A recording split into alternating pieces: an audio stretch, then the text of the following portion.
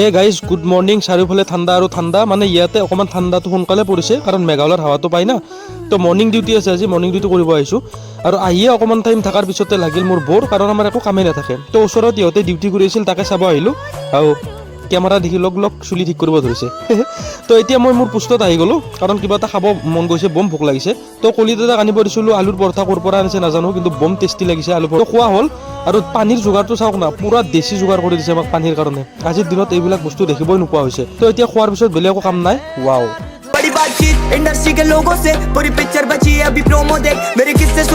তো এনেকৈ অকণমান টাইম বহি থকাৰ পিছতে আমাৰ ডিউটি খতম হ'ল আৰু এতিয়া ৰুম যাব ওলাইছোঁ। এটা মেছেজ দি দিওঁ যে যোনে পানী ৱেষ্ট কৰে, গাঁৱত একচুৱেলি বেছি ৱেষ্ট হয় পানী, মানে গা ধুতে কাপোৰ ধুতে এনেই মানে লাগাতকৈ বেছি ইউজ কৰে। তো চাওক ইয়াতে আমি পানী কেনেকৈ কষ্ট কৰি আনিব লগা হৈছে, মানে খোৱা পানীৰো অভাৱ, বম আইৰণ।